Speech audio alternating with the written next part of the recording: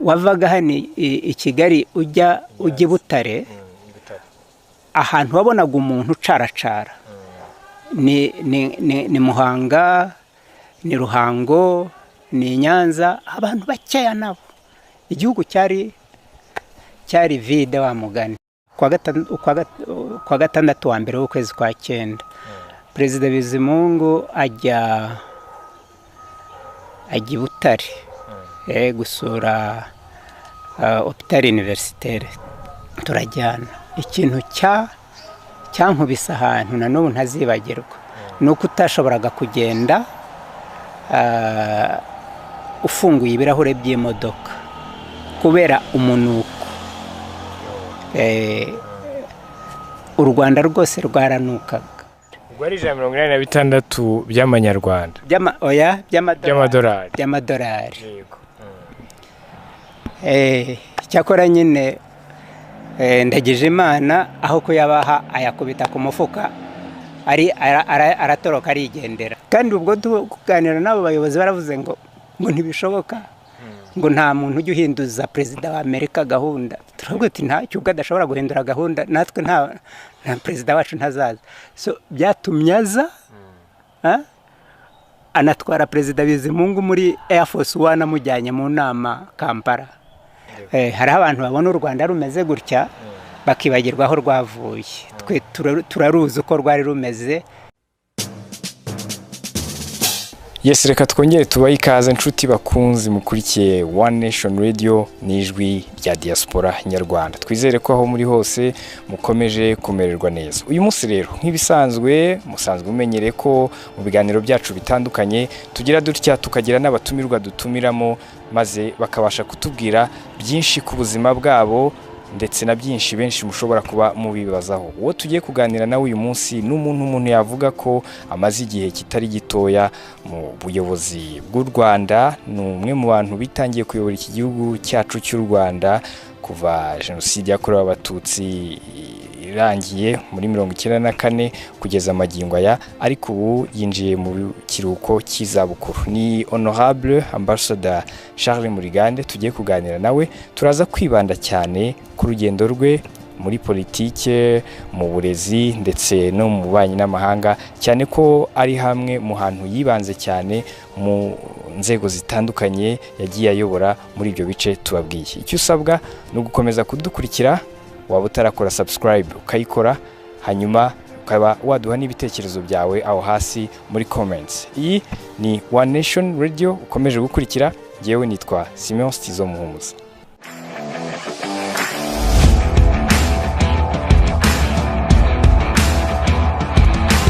Nyakubahwa Ambasaderi Charles Murigande, tubaye ikaze mu kiganiro cyacu.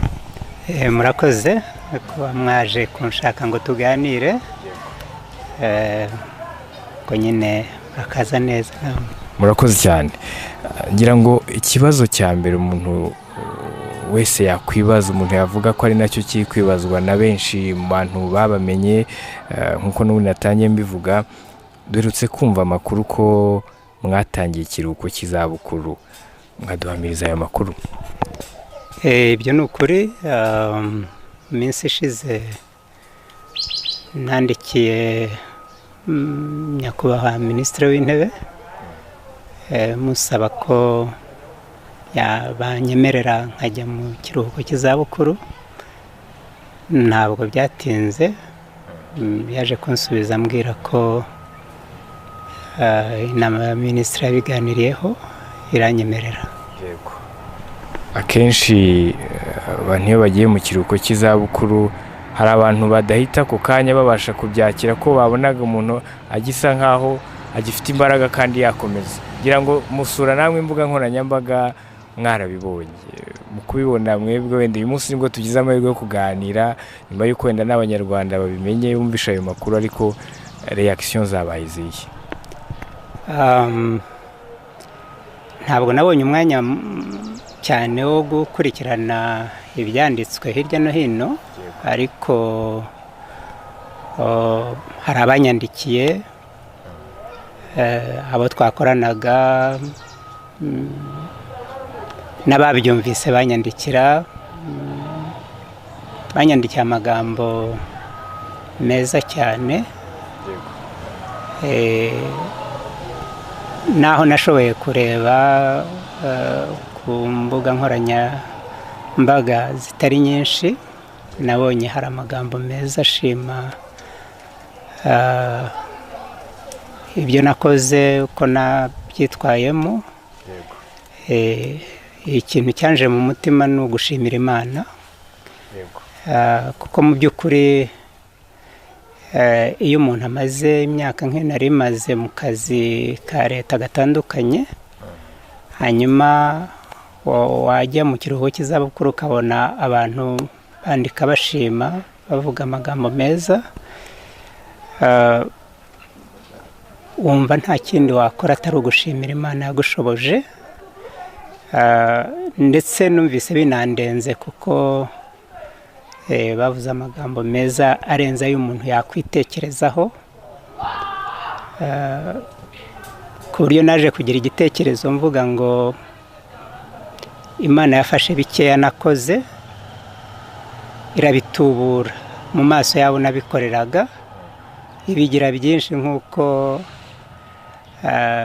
dusoma muri Bibiliya ukuntu yafashe udufi n'udukati ikadutubura igahaza abantu benshi. Ku bwanjye, ku giti cyanjye, ntabwo navuga ko nakoze ibintu bidasanzwe. Icyo nagerageje gukora ni ugukorana umwete n'ubwitange n'imbaraga zanjye zose, kandi nkagerageza kwakira buri muntu wese uje unsanga, nkamutega amatwi, icyo nshoboye kumufasha nkakimufasha. Ibintu bisanzwe buri muntu wese yashobora gukora, hanyuma rero Imana irabifata ibiha umugisha ityo. Mwari mufite imirimo itandukanye, harimo ko mwari abanyamuryango ba FPR Inkotanyi, wari umwarimu, ukaba n'umuvugabutumwa mu Rwanda no mu mahanga. Umuntu yakwibaza ati imirimo mugiye guhagarika gukora kugeza ubu ni iyihe muri iyo ngiyo? Ibyo nasabiye guhagarika, ibyo nagiriye mu kiruhuko cy'izabukuru, ni akazi nakoraga muri Universite y'u Rwanda. Nari nsanzwe ndi umuyobozi wungirije wa Kaminuza y'u Rwanda ushinzwe iterambere ryayo. Ako niko kazi nakoraga kuva mu gitondo kugeza, ngiye kuvuze kugeza nimugoroba, rimwe na rimwe nagezaga no mu kindi gitondo. Ako rero niko nasabiye kuruhuka. Naho akandi kazi ntabwo ari akazi nakoraga mpembwa cyangwa iki, kansabaga gutonda saa moya, kampa imirimo ngomba kuba nakoze ku itariki n'iyi saha n'iyi. Ubwo rero ni akazi nzakomeza gukora, kuko sinabyita n'akazi, ni ukuba. Kuba umunyamuryango wa FPR ntabwo ari akazi, kuba umukristu ntabwo ari akazi, ni ubuzima. Ubwo ni ubuzima nzabukomeza. Umuntu yakwibaza, Honorable Charles Murigande, hari abantu benshi bagiye bamenya imirimo itandukanye mwagiye mushingwa, ariko akibaza ati mwinjiye gute muri politiki? Hari ryari igitekerezo cyaje gute? Mu by'ukuri nta kwinjira muri politiki kuri benshi bo mu kigero cyanjye ntabwo ari ibintu umuntu yicara ngo avuge ngo ngiye kuba umunyapolitiki. Nk'uko mubizi, twakuze turi impunzi tutagira igihugu. Kutagira igihugu rero ni ibintu bibi cyane. Ubuzima ubamo bugenda bukwibutsa ko nta gaciro ufite kuko udafite igihugu. Rero nk'umuntu muzima ugerageza gushaka agaciro. Nkiri muto rero natangiye kujya numva nkwiriye kugira icyo nakora kugira ngo ako gaciro twabuze tube twagasubirana. ndibuka nkiri muto cyane ndi muri umwaka wa gatatu wa secondaire niga kuri Saint Albert twajyaga tujyana n'abandi bana tukajya kuganira n'umusaza witwa Rukeba sinzi niba mujya mwumva umuntu witwa Rukeba wari umukuru wa runari tuganira tubwira iby'u Rwanda tumubaza ngo yadufasha iki kugira ngo tuzasubire kugira u Rwanda rwacu urumva twabaga turi no mu Burundi ntitujye mu rugo iwe tukumvikana ngo tuze guhurira nko kuri plage ya Tanganyika tukagenda tuganira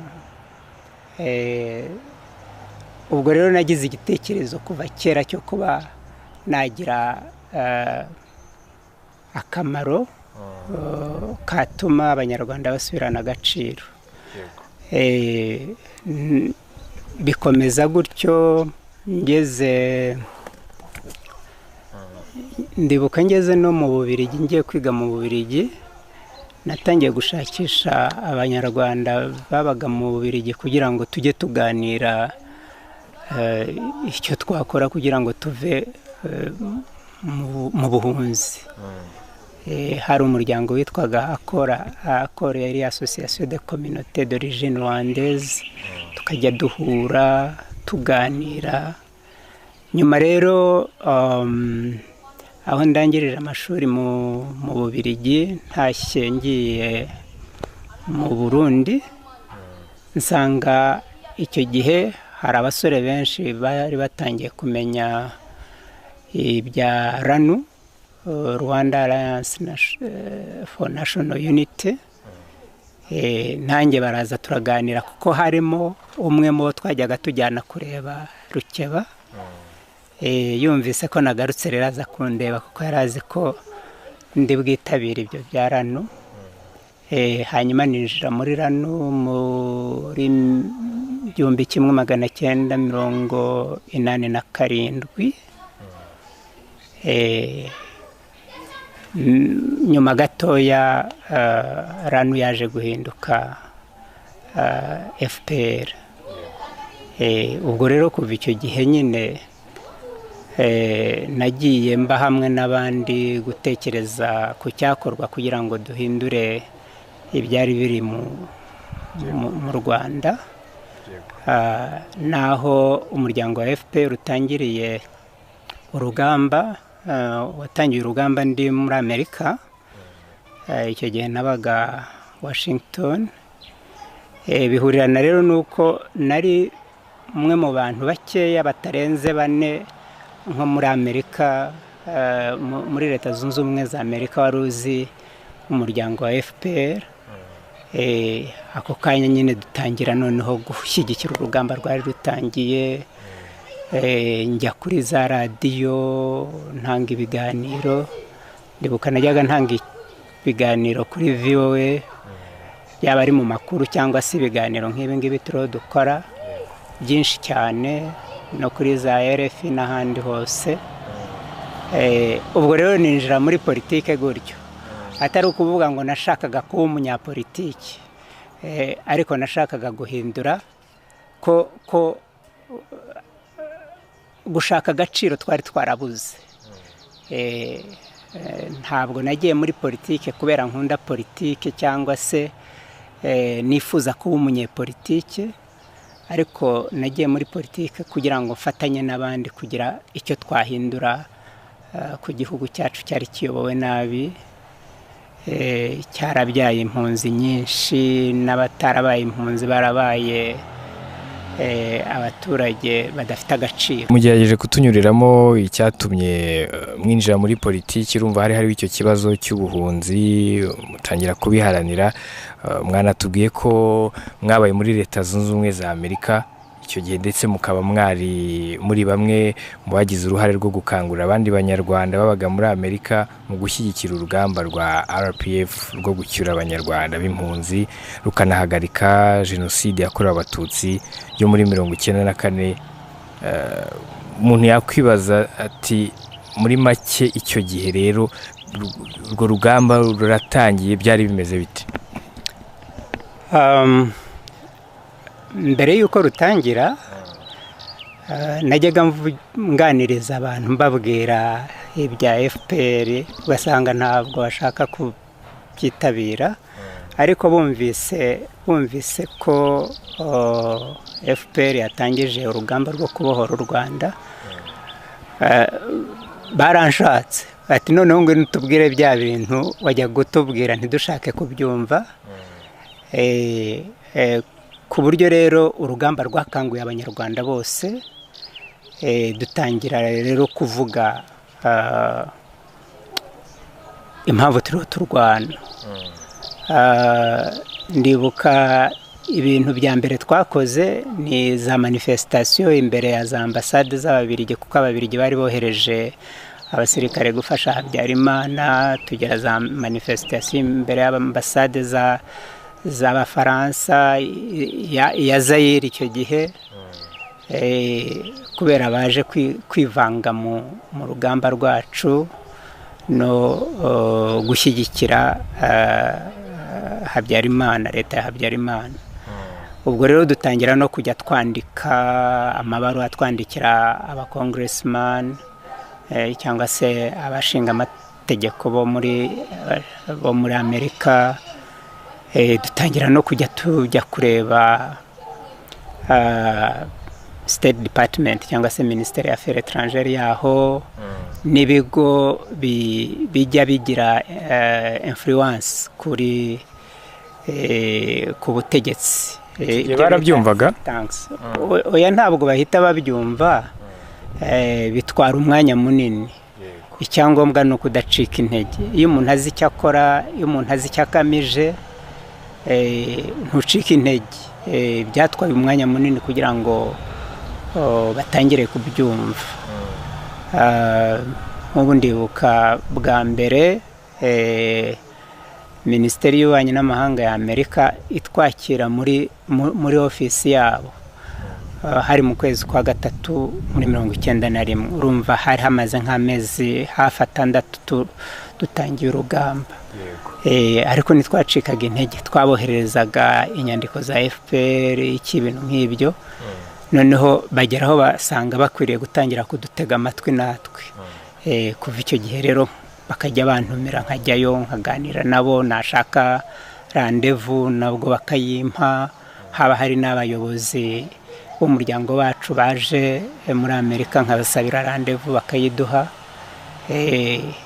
tukajya no muri parlement yaho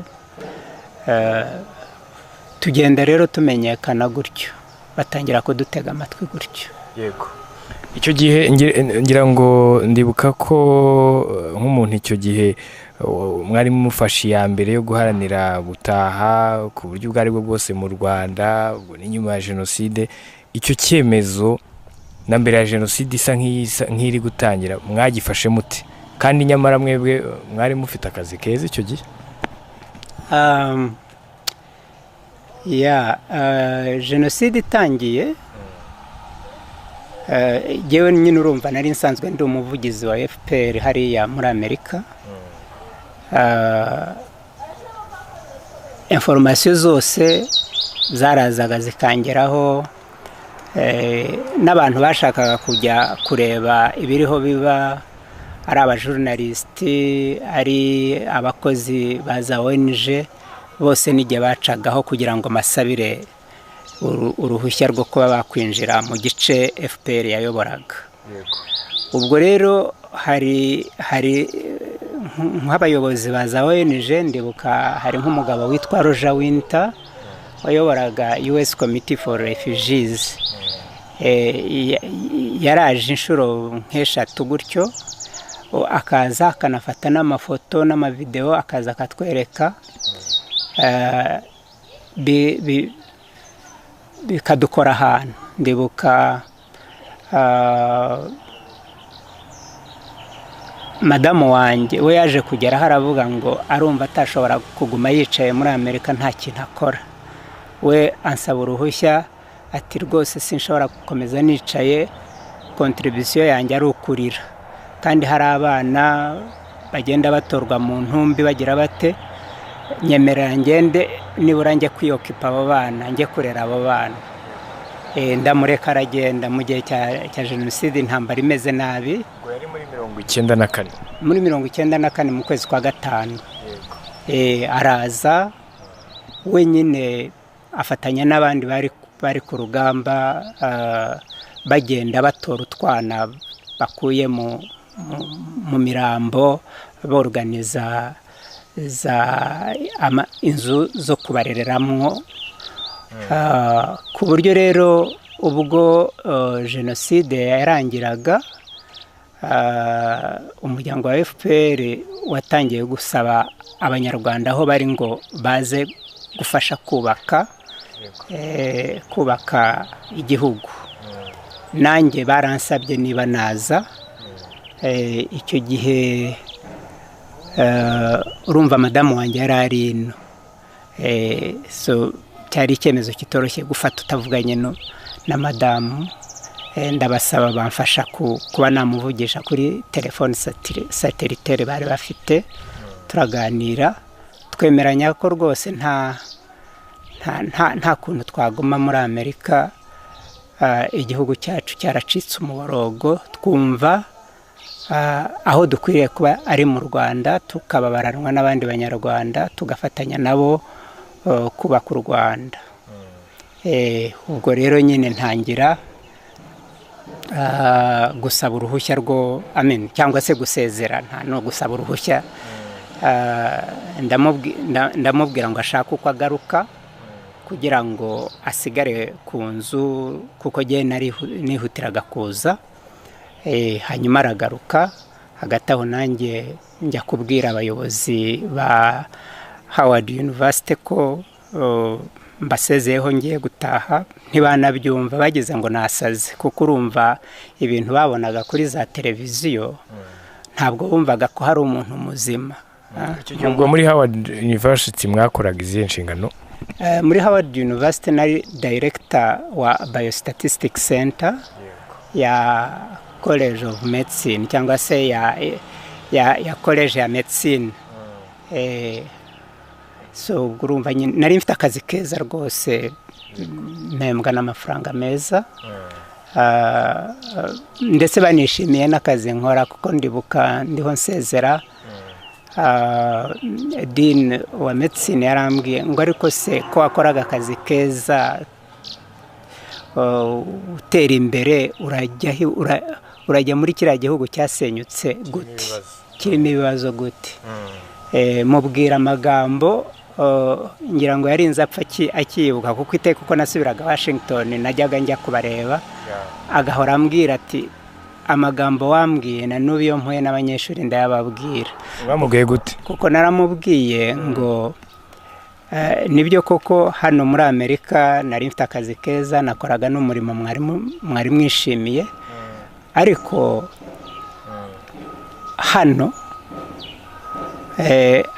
hano mushatse undi muntu usimbura ntabwo byabagora. Ndetse reka mbemerere ko ngiye kwandika advert cyangwa se gutangaza uyu murimo wanjye. Mu byumweru 2 tuzaba twabonye abakandida, mbafashe no muri interview, nsige mbaboneye unsimbura. Hano biroroshye muzababona, ariko nintataha iwacu ntabwo mpamya ko na dukeya na contribution ntoya nari kuzatanga bashobora kubona uwayitanga.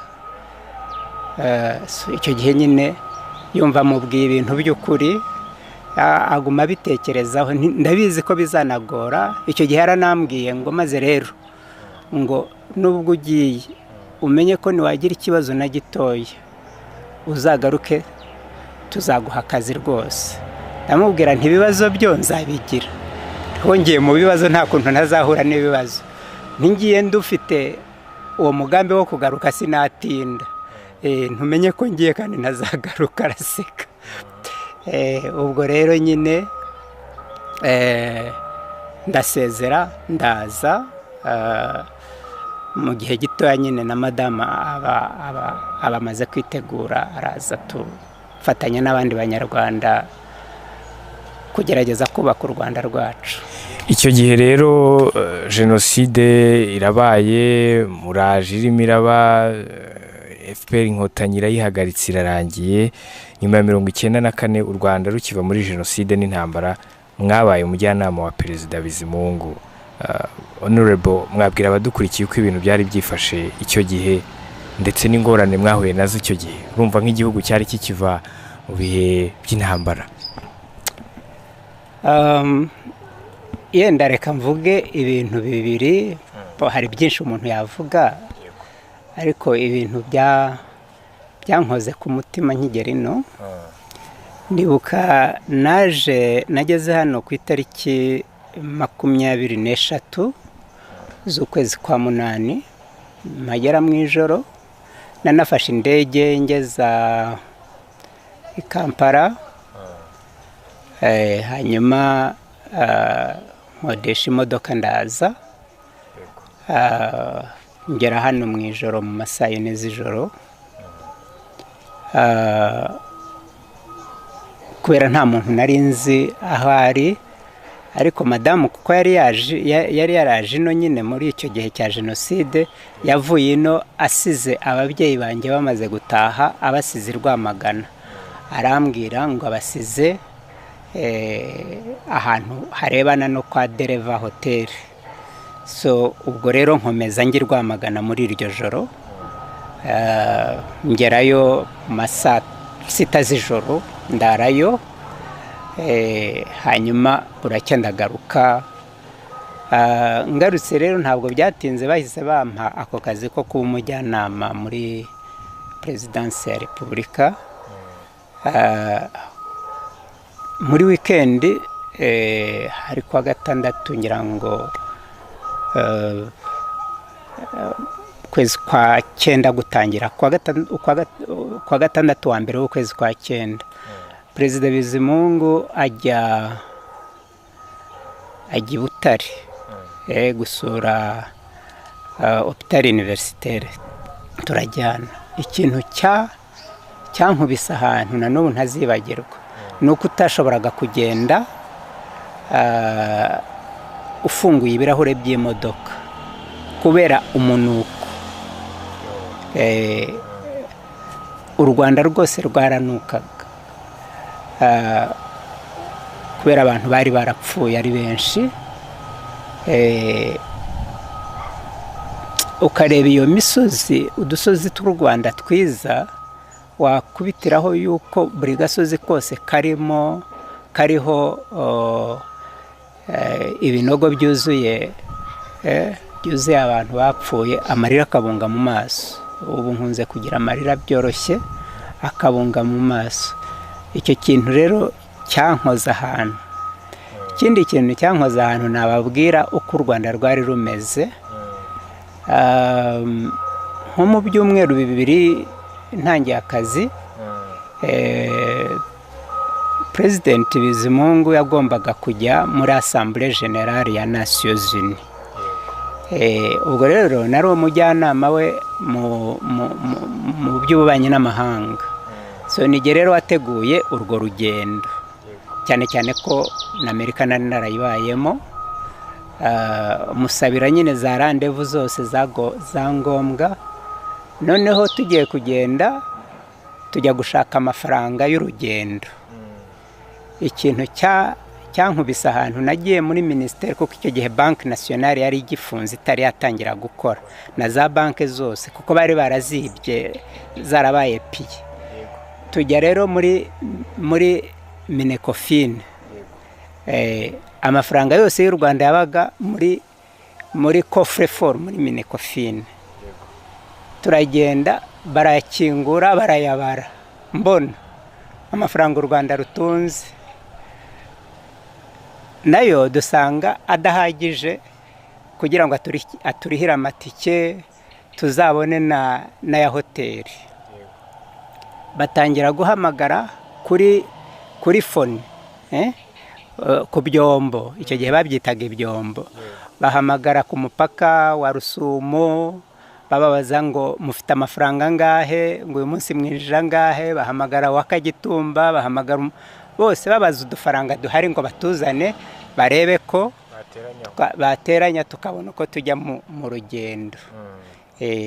Sinzi niba yaranakwiriye icyo gihe kenshi leta iyo yashakaga kugira icyo ikora yajyaga gusaba muri FPR. FPR niyo yatwongereyeho tubona udufaranga tujyana n'utwo gushyira za ambasade, ari ambasade ya Washington, ambasade ya New York. Amafaranga icyo gihe bashoboye kwegeranya kuko ambasade zari zimaze amezi 2 zikora zitagira amafaranga.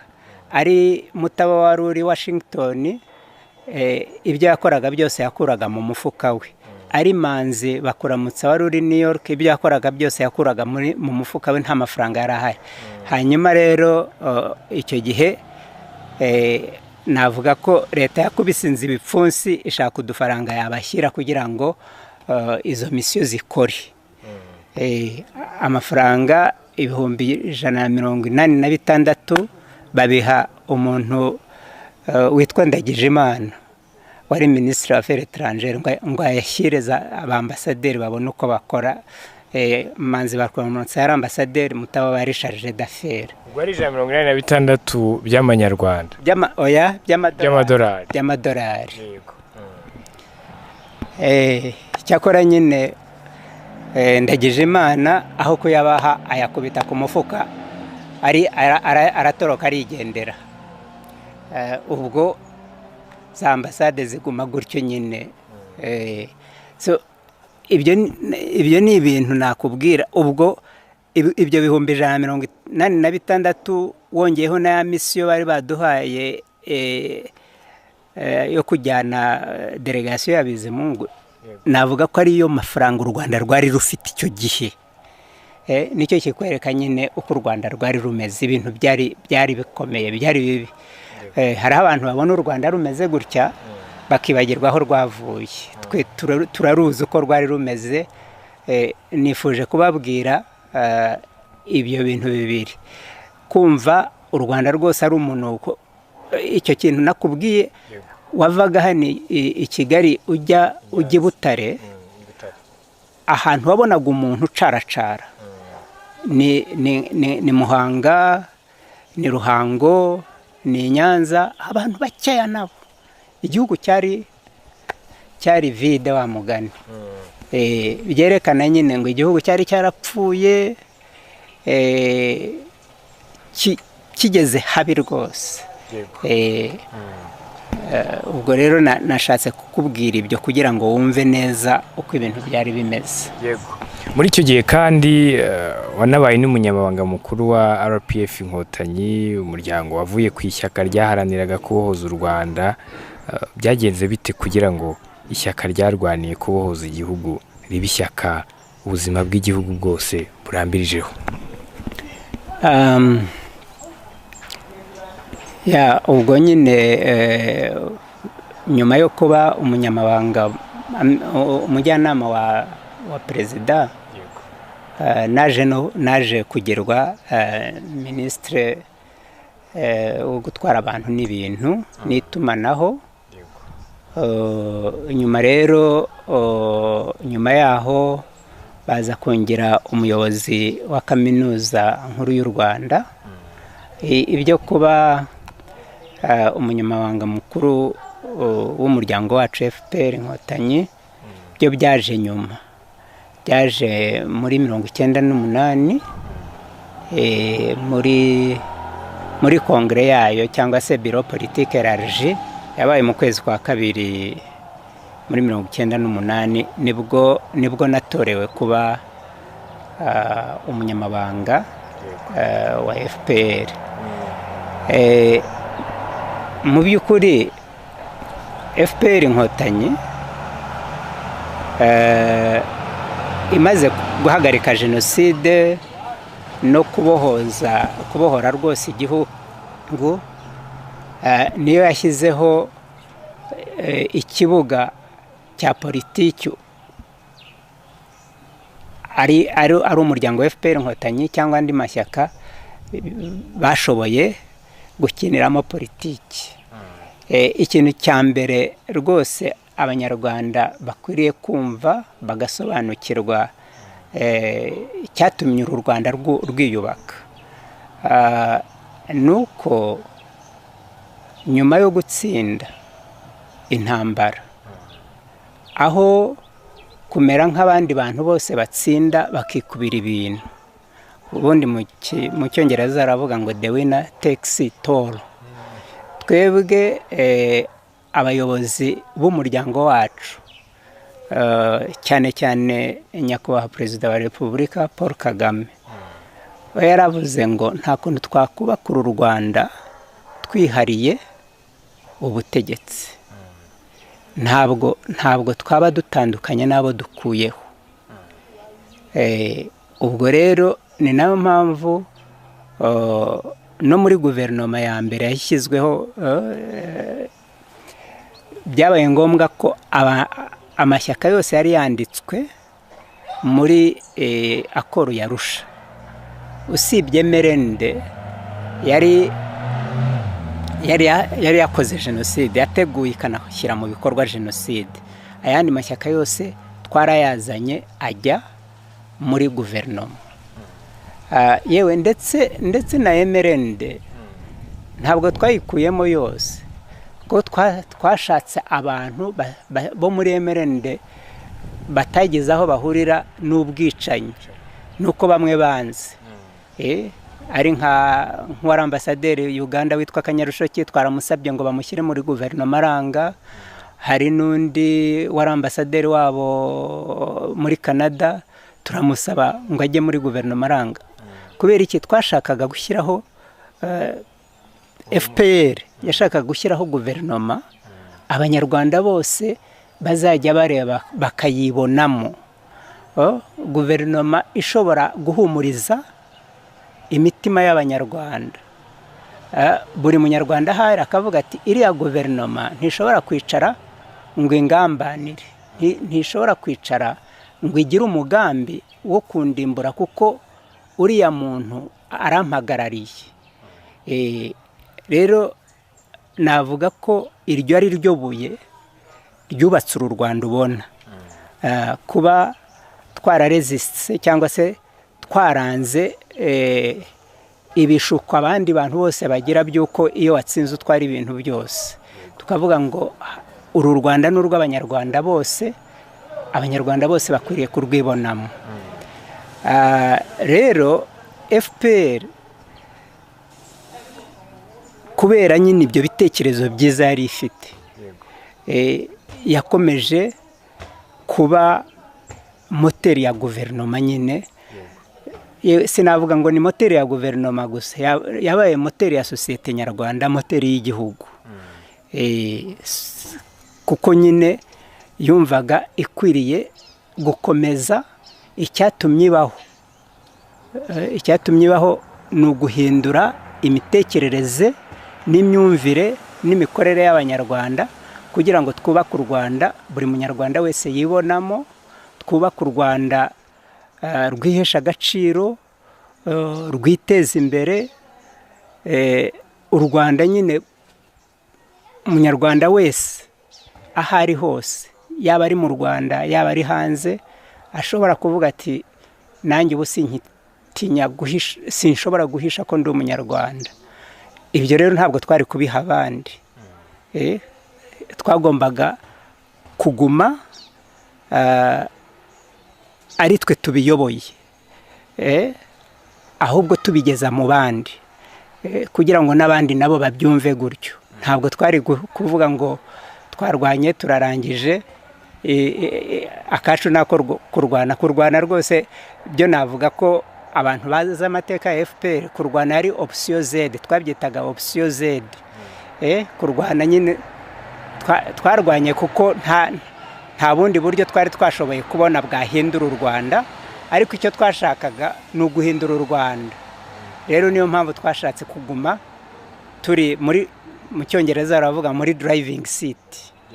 Mwanabayeho minisitiri w'uburezi, icyo gihe harimo ndetse na nyuma yaho ubu ngubu naho umuntu yavuga ko musoreje inshingano zanyu harimo no kuyobora kaminuza y'u Rwanda, mwatuye ko mwari abayobozi bungirije muri kaminuza y'u Rwanda. Ariko reka dusubire muri cya gihe muri minisitiri w'uburezi, ibibazo mwasanzemo ni ibihe se, mwabashije kubikemura gute mu burezi ubwo? navuga ko nabaye minisitiri w'uburezi mu gihe kitoroshye, kuko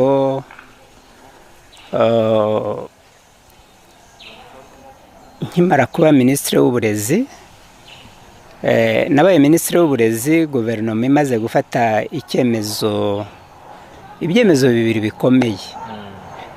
Hari icyemezo cy'uko abana bose bagomba kwiga nibura imyaka 9,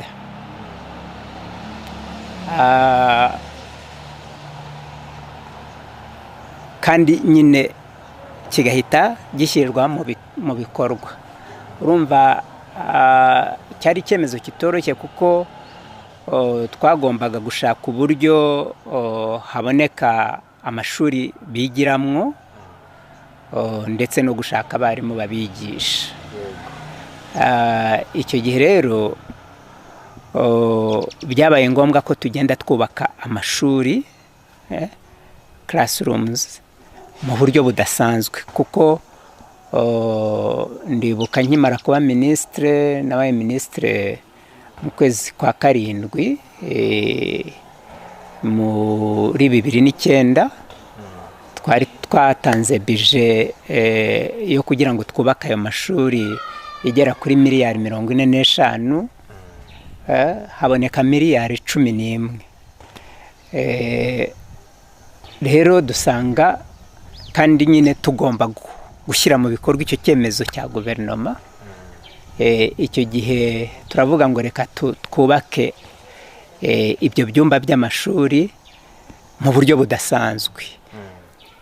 Turagenda twicarana na polisi, twicarana n'ingabo z'u Rwanda, twicarana n'abayobozi ba prison, twicarana n'abayobozi b'inzego z'ibanze, twiyemeza gufatanya twese ngo tumobilize ubushobozi buhari bw'abanyarwanda, noneho izo miliyari 11 tuziguremwo isima, tuziguremo imisumari, tuziguremo ferabeto, tuziguremo amabati, ariko ibindi byose abanyarwanda babyikorera. Amabuye bayicukurire, banayatware ku mutwe, bayazane aho twubaka, twishakemo abafundi, kuko abafundi n'abanyarwanda barahari. Ikindi twakoze muri ayo mafaranga, twashatse abenjeniyeri en construction, buri karere tugaha umwenjeniyeri en construction, noneho dushaka n'abatekinisiye bize ibyo kubaka. Buri secteur tubaha umutekinisiye, noneho abo tubaha n'igishushanyo mbonera cy'ishuri dushaka kubaka. Ibisigaye tumobiliza abaturage, barabikora. Twubaka, uwo mwaka twubatse ibyumba by'amashuri 3,192. N'umwaka ukurikira tubikora gutyo, n'ukurikira tubikora gutyo. Ubwo tubonye ibyumba by'amashuri byo kwigishirizamwo abana bariho bajya mu mwaka wa 8, wa 7, wa 8 n'uwa 9. Ubwo rero haza ikibazo cy'abarimu. Noneho turavuga tuti ntabwo twabona abantu bigiye ubwarimu bangana n'ibyo byumba mu mwaka umwe. Noneho dusaba noneho n'abarangije amashuri asanzwe, turavuga ngo reka tubashyiremo, noneho ahubwo tujye tubaha amasomo y'uburyo umuntu yigisha, kuko ubwenge bwo barabufite, ubumenyi barabufite, haba hasigaye kubigisha uburyo umuntu abutanga. Dukora nabyo, ibyo birakunda. So urumva ntabwo byari ibintu byoroshye. Icya kabiri, uwo mwaka niwo twemeje ko abantu bakwiye kwiga mu Cyongereza. abanyeshuri abarimu bigishaga muri primaire na secondaire nka 90% nta cyongereza bari bazi. Usibye ko bari barakize bariho biga amashuri asanzwe ariko ntibari barakize mu buryo bamenya kukivuga no kuba bakigishirizamo. Turavuga tuti twabigira duti, turavuga ngo guhera ubwo mu mwaka wa 2009 2010 na 11 buriya nta barimu bigeze bafata konje. Buri vakansi yose twabakoreraga amasomo intensive y'icyongereza. So urumva hari ibibazo bibiri navuga ko bishobora kuba byaragize icyo bihungabanya ku ireme ry'uburezi, kuko n'ubundi ryacumbagiraga ko nabitwaga ngo bigisha mu Gifaransa, bigishaga mu Gifaransa nacyo kidafatitse kuko ntibari banakizi nacyo, ariko byibura bari baramenyereye kwigisha gutyo. Noneho ko bashyira mu cyongereza batazi namba, ubwo ntibyabuze icyo bihungabanyaho. Nabo bantu bose bahise bimuka bakomeza biga, ndetse n'abarimu bagiyemo batarigiye kwigisha, ubwo nabyo ntibyabuze icyo bihungabanya ku ireme ry'uburezi. Ariko twaravugaga ngo reka abana baze mu ishuri, ibyo byose tuzagenda tubikosora. Nibyo Minisiteri y'Uburezi yakomeje kugenda ikosora uko uburyo bugenda buboneka. Yego, nkuko mubivuga icyo gihe urumva ntago byari byoroshye. Nyuma yaho n'ubundi mwakomeje gukorera igihugu, muhabwa n'izindi nshingano zitandukanye, ariko nanone nyuma Perezida wa Repubulika Paul Kagame yongera kubagirira icyizere, abagarura mu burezi. Ngira ngo ni naho mwinjiriye mu kiruhuko cy'izabukuru, ariko Munyarwanda yakwibaza muri aka kanya kuri iki kiganiro ati iyi kaminuza mugiye mu kiruhuko cy'izabukuru, mwebwe mu mboni yanyu muyisize hehe? Kaminuza y'u Rwanda navuga ko ihagaze neza. Kaminuza ihagaze neza nubwo itabuze ibibazo byo ntibibura, kuko yenda mbahaye icyo umuntu yakwita mu cyongereza background, cyangwa mbasubije inyuma gatoya. Kaminuza y'u Rwanda nka Kaminuza y'u Rwanda buriya ni nshya, imaze imyaka 6, iri hafi kumara imyaka 7. Imyaka 7 muri institution ntabwo iba ari myinshi cyane. Ikindi ni ukureba ese yavutse iti. Kaminuza y'u Rwanda yavutse mu ihuzwa rya kaminuza 7 twari dufite muri 2013, ariyo Kaminuza Nkuru y'u Rwanda, NUR, KIST, Kashi, Kiye, Izaye Busogo, Umutara Polytechnique na SFB. Urumva ufashe ibigo 7 bitandukanye, kandi ibigo by'amashuri makuru. Buriya amashuri makuru mu isi yose birazwi ko atagondeka, ntahinduka mu buryo bworoshye. Hari umuntu wigeze kuvuga ngo reka mbivuge mu cyongereza then mbishyire mu kinyarwanda, ngo universities are the second most difficult institution to change after the Catholic Church. So bivuze ngo kaminuza ntabwo zipfa guhindura imikorere, imyitwarire mu buryo bworoshye ngo ni nka Kiliziya Gatolika.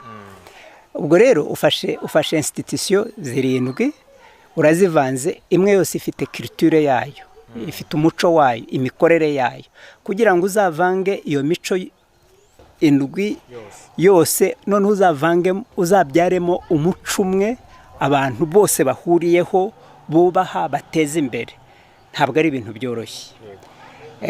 Ubwo rero ni urugendo turimo, ariko icyo nashima nuko buhoro buhoro tugenda turugera ahantu ubu iyo ugiye ntabwo abantu bakikubwira ngo twebwe muri kisite twakoraga gutya, twebwe muri iyo myaka yose washakaga kuzana ikintu umuntu akavuga ngo ariko siko muri kisite twabikoraga, ariko siko muri kiye twabikoraga. Ibyo navuga ko aha mvuye muri kaminuza ibyo biriho bishira rwose. Abantu batangiye kujya bireba nka kaminuza y'u Rwanda, ntibakireba nka kisite, ntibakireba nka NUR, nta tugurupe tugihari. Ubwo urumva tumaze gutera intambwe nziza. Noneho ubwo mvuze mu kubaka institution nka institution. Noneho rero reka mvuge no mu myigishirize no mu gukora ubushakashatsi niki.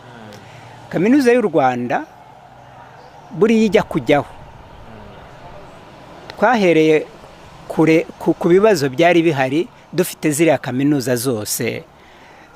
Wagira gutyo ugasanga ufite nk'umwarimu wigisha isomo nka microbiology muri kisite, ariko akaba afite amasaha adahagije,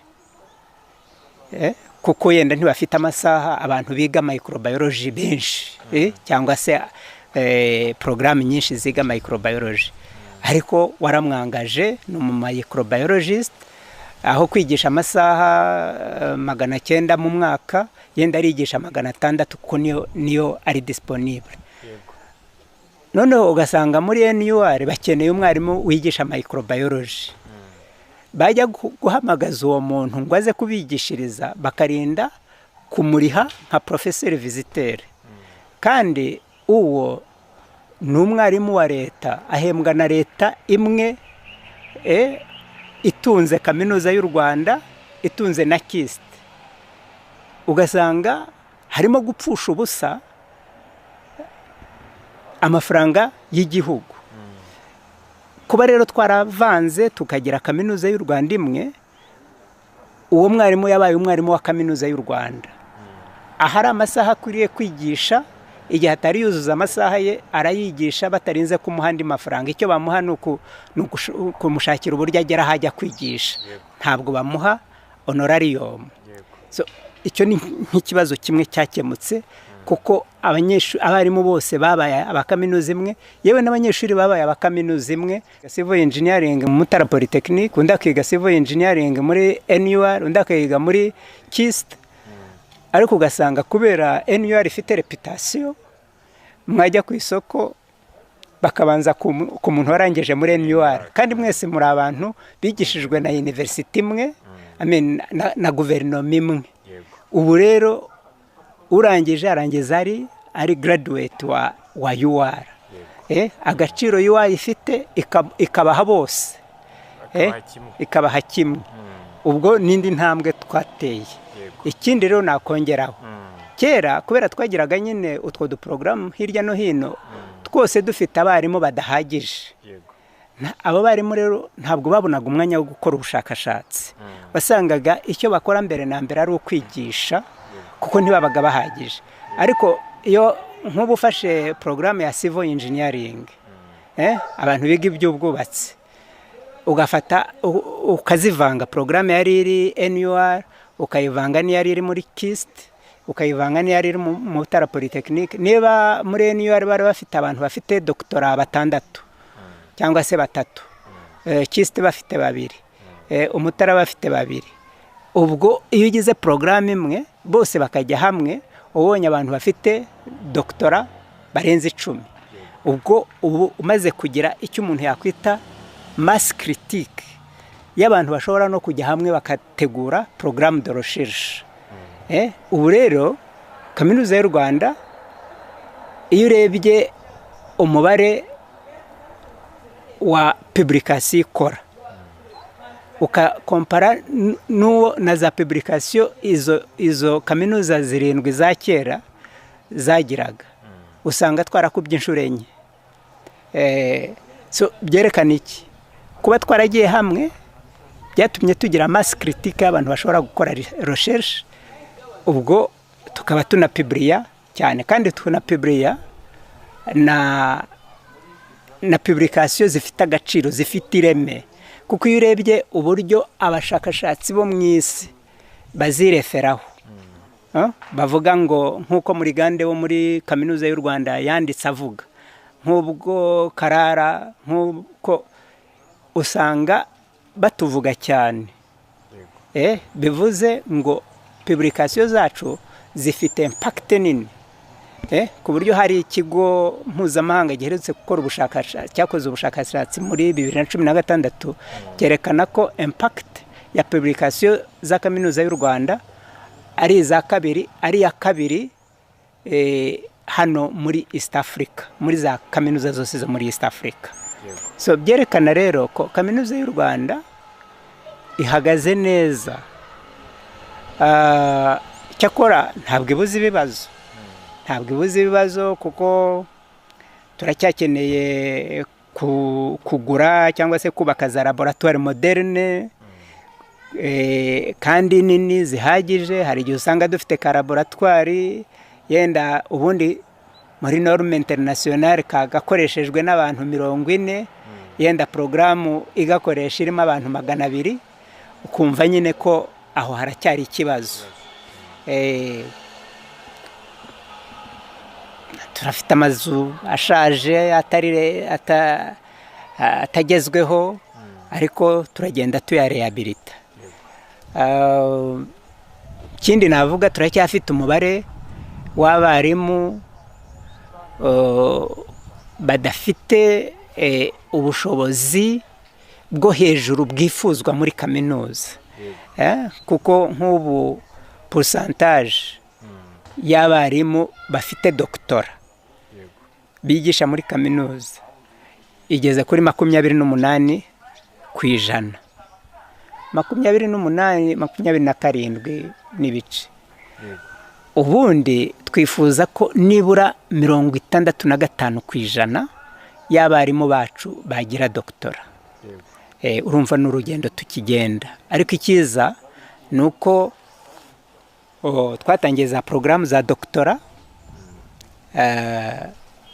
Ntabwo bikiri ngombwa ko buri muntu wese ushaka kugira doctora agomba kujya hanze, kuko birahenze. Dufite za programu nyinshi zatangiye, ku buryo ubu muri universite hari abantu barenze hafi 200 bakora doctora. Honorable Ambassador, ngira ngo nanone nk'uko twabivuze mu mirimo myinshi mwagiye mushingwa, mwagiye munahagararira u Rwanda mu bihugu bitandukanye, ndetse no mu bijyanye n'ububanyi n'amahanga, mu nshingano nyinshi mwagiye mushinga. Umuntu yavuga ko muri iyo mirimo y'ububanyi n'amahanga mwashinzwe ari irihe somo muhakuye? Affaires étrangères cyangwa Minisitiri w'ububanyi n'amahanga ubuhagarariye Perezida wa Repubulika, iyo ambasaderi uhagarariye Perezida wa Repubulika. Nabaye Minisitiri w'ububanyi n'amahanga imyaka 5 n'igice, ambasaderi hafi imyaka 4 mu Buyapani, hari nako mpagarariye u Rwanda muri Australia, Nouvelle-Zélande, Thailand na Philippines. Amasomo navanye muri iyo mirimo, icyambere nuko abantu bahagarariye u Rwanda navuga ko aribo bantu mu badiplomate bafite akazi koroshye, kubera guhagararira nyakubahwa Perezida wa Repubulika n'icyubahiro afite mu isi.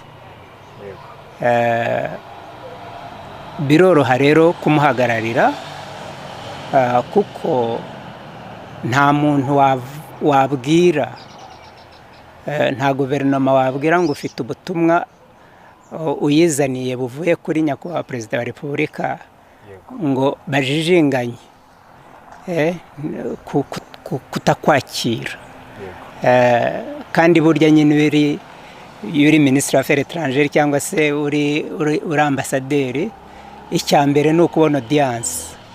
Iyo rero ubona audience mu buryo bworoshye kubera uwagutumye, ubwo umurimo wawe uba woroshye. Ikindi cyoroshya umurimo wo guhagararira u Rwanda nuko ububanyi n'amahanga bw'u Rwanda bwubatse ku mahame akomeye yo kutajarajara, yo kumenya icyo dushaka kandi tukagihagararaho, ku buryo ibihugu hafi ya byose bimaze kumenya ko iyo u Rwanda rwemeye ikintu ruba ruzagikora, kandi iyo u Rwanda rutemeye ikintu nabyo rurabikubwira. Ntabwo tugira diplomasi yo kubeshya. Icyo kintu rero nacyo ni ikintu cyoroshya umurimo wo guhagararira u Rwanda. Ikindi yenda nakongeraho ni uko iyo uhagarariye u Rwanda uba uzi neza ko u Rwanda rugufashe mu mugongo, ntabwo rugutererana, ntirukwigarika. Ari nyakubahwa Perezida wa Repubulika, niyo waba wagize icyo uvuga yenda utabajije, icya mbere bakora ni icyo kuguprotectinga, yenda bakazakubaza igituma wahubutse, ariko ijambo ryawe barabanza bakaridefendinga. So navuga rwose ko guhagararira u Rwanda, guhagararira nyakubahwa Perezida wa Repubulika ari umurimo uteye ishema, ukaba n'umurimo worohejwe n'uko u Rwanda rufite foreign policy cyangwa se rufite politiki y'ububanyi n'amahanga iri predictable. ubuzi neza icyo u Rwanda ruzakora, kubera ntabwo rwitwara nk'uruvu. Ntabwo u Rwanda rwitwara nk'uruvu. Uruvu ni chameleon, ngo rugende ruhinduka bitewe n'uko rugeze mu byatsi by'icyatsi kibisi cyangwa se mu cyatsi cy'umuhondo, icyatsi gitukura. Rufite principles ruhagarariyeho, nk'uko mubizi nyakubahwa Perezida wa Repubulika ni umuntu uri principled. Ibyo rero bituma u Rwanda ruba predictable, rukaba trusted. Ibyo rero bikoroshya umurimo wo guhagararira u Rwanda. Hanyuma urumva muri izo nshingano zose mwagiye mukora, umuntu yavuga ko urugendo rwanyu muri politike, muri bamwe mu bayobozi u Rwanda rwagize, umuntu yavuga ko rwabaye successful. Umuntu avuze gutyo ntabwo yaba yibeshye. Nihe nama mwagira abandi banyapolitiki bakiri wenda muri urwo rugendo, cyangwa se n'abandi bateganya kujya muri urwo ruganda? Niwe wenda ariko umuntu yabivuga, cyangwa se urwo rugendo.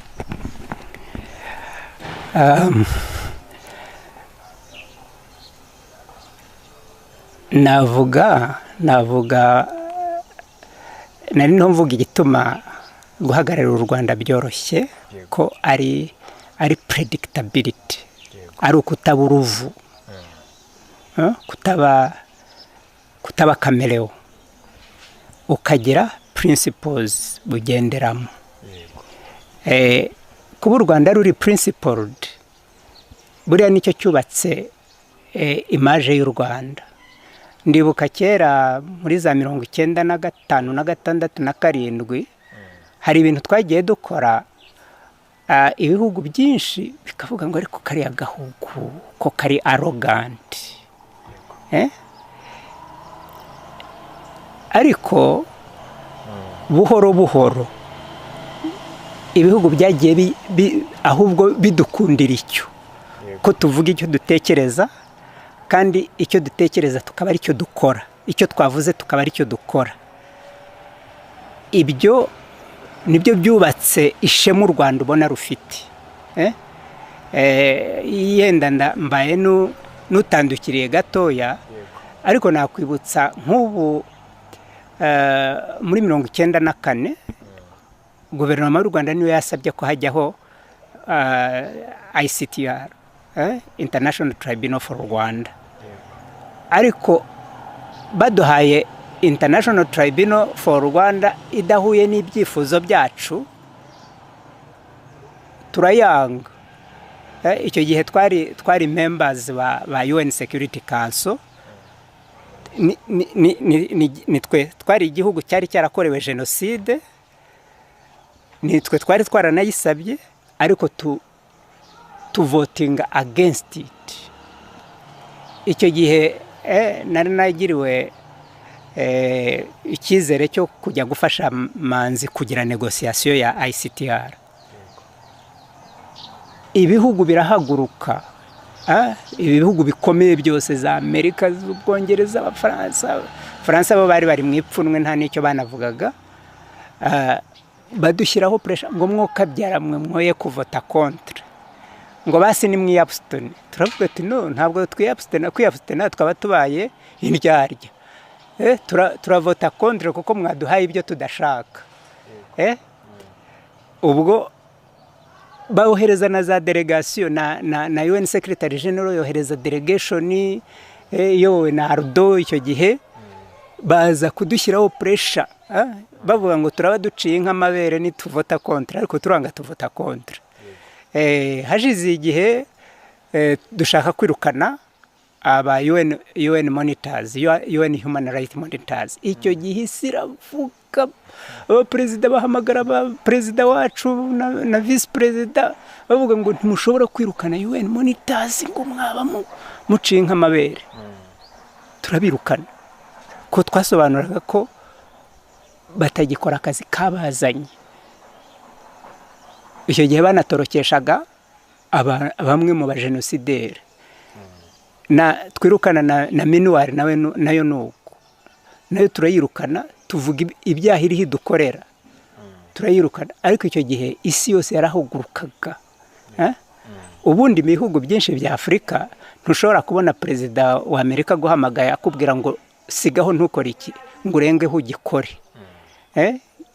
So ubwo kubera twagendaga dukora icyo twumva dukwiriye gukora, byatangiye abantu bagira ngo ni arrogance, ariko baza gusanga ari ukuba principled.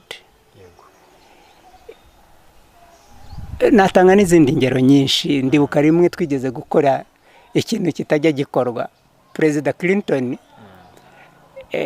yaje muri Afurika, noneho ashaka gusamoninga abaperezida bose ngo baze guhurira nawe muri East Africa. Abo muri East Africa ngo baze guhurira nawe Kampala. Twe turamwangira, turavuga ngo niba utaje mu Rwanda twaranakorewe na jenoside, kubera iki twe twajya hariya?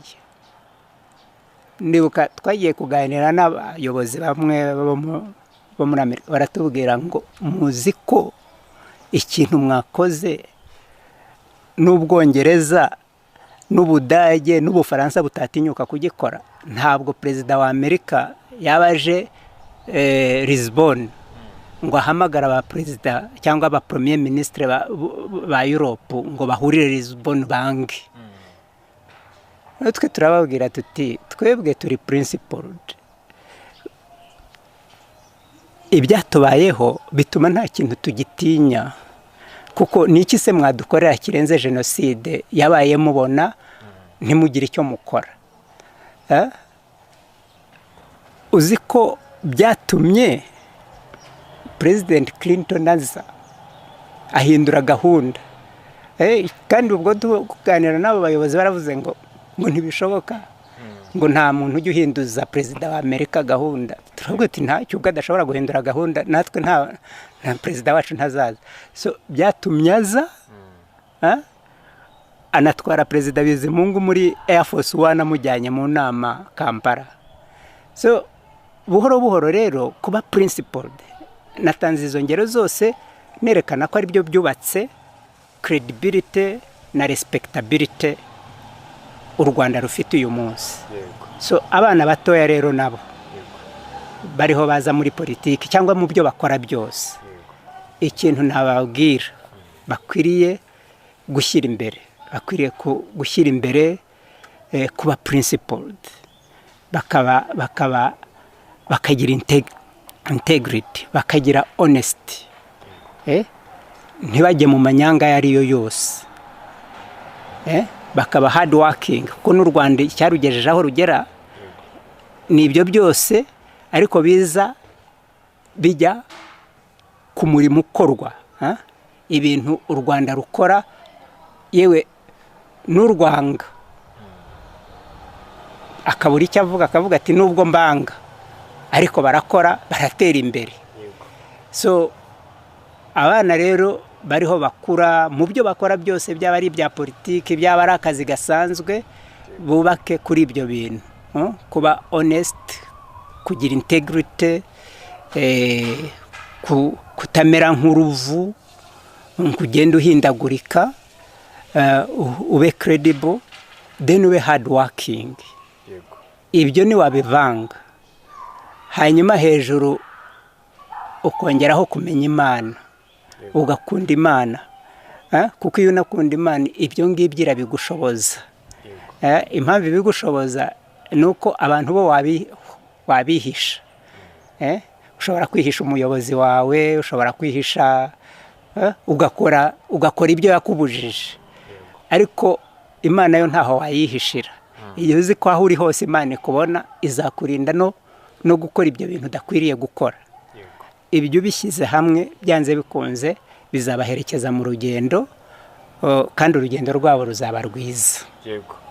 Honorable, ni gute mwabashaga guhuza politike n'imyemerere yanyu ku buryo nta kibangamira ikindi? Mu by'ukuri ni uko politike abantu bayumvise nabi. Ubundi politike muri definition simple it is the scientific management of societal problems. Ubwo se ufashe ibyo ukabikora gutyo, byabangamira imyemerere gute? Igituma abantu bakunze kwibaza ibyo bibazo ni ukuvuga ngo muri politike hari igihe abantu babona amanyanga, abantu bakavuga ibyo batemera, bagakora ibyo batemera, bakagira bati, ariko ubwo ntabwo baba bakoze politike nk'uko ikwiriye kubikorwa. Kuko politike ni iki se? Ibigamije gukemura ibibazo by'abantu, ibibazo bya community, ibibazo bya society, ibibazo by'igihugu. Ubwo se ntibishoboka gukemura ibibazo by'abantu ubicishije mu kuri, ukoze ibyo kugororoka, utabeshye, utibye, utabaye corrupt. Actually ibyo bita politike, it is the total opposite ya politike. Kuko politike ntabwo ari corruption, politike ntabwo ari ukubeshya, politike ntabwo ari ukudakora ibintu byo kugororoka. Iyo ukoze ibyo, politike yawe iba mbi, nta n'iki kugezaho, irakudindiza, ikanagusenyera. Rero ntabwo mbona ko gukora ibyo bitandukanye n'imyemerere, niyo mpamvu nabishoboye. Ikindi nkunze kubwira abantu ni uko kuba umukristo biroroshye kandi biranakomeye, aho ari hose, haba ari muri politike biroroshye kandi birakomeye, haba ari no mu murimo w'Imana biroroshye kandi birakomeye, haba ari muri business biroroshye kandi birakomeye. Kubera iki mvuga ngo biroroshye kandi birakomeye? Kuko aho hose Imana irahari, iyo wayishingikirije iragushoboza, kandi aho hose Satani arahari. Iyo utabaye careful, utamuresistise, utamurwanyirije, nk'uko Bibiliya itubwira ngo nimuyirwanye izabahunga, nimuyihunge nayo izabahunga. Iyo utabikoze gutyo ntahita gufatira. Yewe no mu itorero, niyo uri umuyobozi w'itorero, utamenye guhagarara no kurwanya satani agutsinda mu itorero uyobora, ukahasambanira, ukahibira, ukaharira amabati y'abapfakazi n'imfubyi, kandi witwa ngo uri umuvugabutumwa. So ni ukumenya nyine ko aho uri hose hari iyo ntambara hagati y'ikibi n'icyiza, ugahora rero utoranya uruhande ujyamo. Rero njye navuga ko aricyo cyanshoboje, nagerageje komatana n'umwami Yesu kugira ngo ashoboze. Dusoza rero ngira ngo ikibazo cya nyuma cyaba ikijyanye n'imirimo muteganya. Sinzi wenda urumva hashize icyumweru abanyarwanda babimenye, ariko sinzi niba mwaratangiye kubitekerezaho cyangwa niba mwari mwaranabitekerejeho mbere. Muri iki kiruhuko cy'izabukuru cyanyu mugiyemo, haba wenda hari ibyo muteganya gukoramo? Mu by'ukuri ntabwo nanicara ngo mpange ibyo nzakora. Buriya nubwo namenye nyine ko ngiye kujya mu kiruhuko cy'izabukuru mu ijoro ryo kuwa 4, nari narasabye ntegereje ko bansubiza. Hanyuma rero mu ijoro ryo kuwa 4 nibwo nabonye ibaruwa inyemerera ko nahita ngenda. So ntangira rero ibyo gutegura ihererekanyabubasha, gushyira ibintu mu buryo.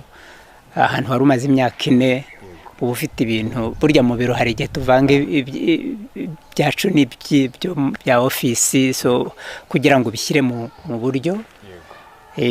So n'inyandiko no kwandika inyandiko y'ihererekanyabubasha naraye nyitanze nimugoroba, twaraye tugeranye ihererekanyabubasha nimugoroba.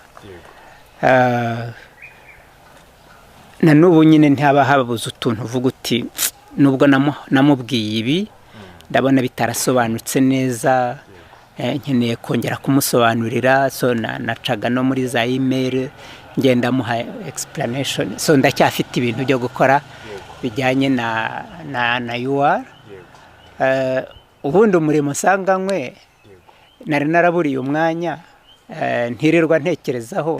Ni umurimo wo gusoma Bibiliya, wo gusenga, wo kureba uko abandi bakunda kandi bubaha Imana babaho, nsoma ibitabo banditse, ndeba inyigisho batanga, no gukunda abantu. Ubundi cyane nageraga umutima ukunda abantu no gusura abantu no kubaganiriza, ariko ubu nari narabiburiye umwanya kubera akazi kenshi nagiye ngira muri iyi myaka 26.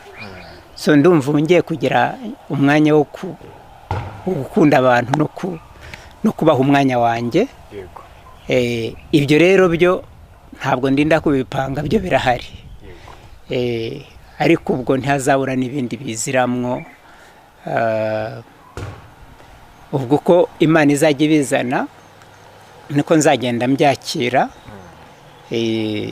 Ikindi navuga ni uko muri iyi myaka 33 nari maze ndi umunyamuryango wa FPR.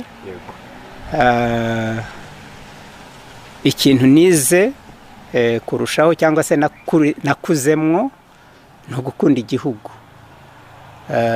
Rero iyo ukunda igihugu aho uri hose, uba ufite inshingano n'umurimo wo kugikorera mu buryo ufite muri icyo gihe. Ibyo ari byo byose nzakomeza mpura n'abantu, mbakundisha igihugu cy'u Rwanda. Aho mbonye opportunité zagirira akamaro u Rwanda, zagirira akamaro kaminuza y'u Rwanda, sinzabura kugira icyo nakora. So umurimo wo gukunda u Rwanda, wo kuruvugira, wo kurukundisha abandi, uwo nawe uzahoraho. Yenda ikizaba gihindutse nuko ntazaba mfite za deadlines nkuko nazigiraga, rimwe na rimwe zikambuza gusinzira. So nuko mbona igihe kiri imbere ariko uko iminsi itera imbere yenda sinzabura n'ibindi yenda nakora. Mu by'ukuri ntabwo imbaraga zashizemo, n'ikindi cyose abayobozi b'u Rwanda babona nashobora gukora kijyanye n'imbaraga nsigaranye nagikora. Yenda icyatumye nsaba kujya mu kiruhuko cy'izabukuru ni uko umurimo nari mfite wansabaga gukora birengeje urugero, wari ufite demands na stresses nyinshi bitajyanye n'ubuzima nari mfite, ariko ntibivuze ko ntacyo namara, umutwe uracyakora. Ubwo sinabura naho ntanga inama. Reka tubashimire cyane rero Honorable kuba mwemeye kutwakira mukemera kugirana ikiganiro natwe. Ubwo mbwire n'abari mudukurikiye ko uyu munsi twari twasuye Honorable Ambassador Charles Murigande.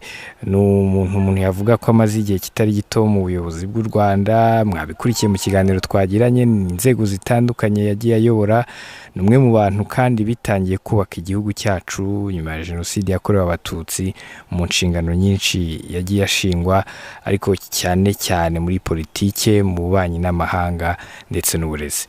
Mwakoze cyane kuri uyu munsi kwemera kuganira na One Nation Radio. Murakoze kuri uyu mwanya mwamaye. Yenda sinzi niba nkifite umunota umwe nakongeraho, navuga ngo mu by'ukuri muri iyi myaka 26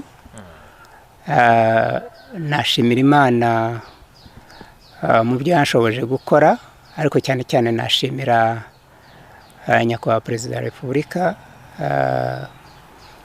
mu cyizere yagiye ampa anshyira mu myanya itandukanye, ndetse akananshyigikira mu mirimo nagiye nkora. Nkaba nashimira n'abantu twakoranye bose uburyo bagiye banshyigikira. Ndumva Imana yaranshoboje muri byinshi. Hariho n'ibyo nagiye nkora yenda bitari mu mirimo iri officielle, nashimira Imana cyane. Buriya kugira ngo mujye mubibona, tujya tugira amasengesho ahuza abayobozi b'u Rwanda. Buriya twayatangiye kera muri 1995. Mu bintu byinshi nishimira nagizemo uruhare nari amasengesho, numva nyashimira Imana kuko byatumye abantu bajya hamwe ari abayobozi bazi ibibazo igihugu gihanganye nabyo, maze bakabisengera, bagahamagara Imana ngo izibane nabo mu byo bariho bagerageza gukora kugira ngo bakemure ibyo bibazo. Ndahamya ko Imana itabuze kutwumva no kudusubiza no guha ubwenge abo bayobozi batandukanye, uhereye kuri Perezida wa Repubulika ukamanuka ukagera yewe no ku muyobozi w'umudugudu. Iduha gukorera hamwe, byose bifatanyiriza hamwe kugira ngo dutere intambwe twateye. Uriya nagize n'uruhare mu gushyiraho uriya muryango witwa Transparency International. Igihe nagize igitekerezo cyo kuzana abantu tujya hamwe ngo dushyireho ishami rya Transparency International Rwanda. Buriya rero uriya muryango nawe wagize uruhare runini cyane rwo kumenyekanisha mu rwego mpuzamahanga effort cyangwa se ibyo u Rwanda rukora rugamije kurwanya corruption. Bituma u Rwanda rugenda rugira umwanya mwiza mu byerekeranye no kurwanya ruswa. kandi burya bigira akamaro cyane, kuko iyo abantu bazi ngo igihugu cyanyu kirwanya ruswa, kigerageza gukorera mu mucyo, bituma abantu baza kugira investment muri cyo. Hari utuntu nk'utwo Imana yagiye inkoresha, numva nashimira Imana nyine, kuko natwe twagiye tugira akamaro mu kubaka u Rwanda hejuru y'ibyo twaganiriyeho bindi. Mwakoze kuba mwampaye aka kanya, Imana ibampera umugisha. Imana namwe ibahe umugisha, murakoze cyane. Murakoze.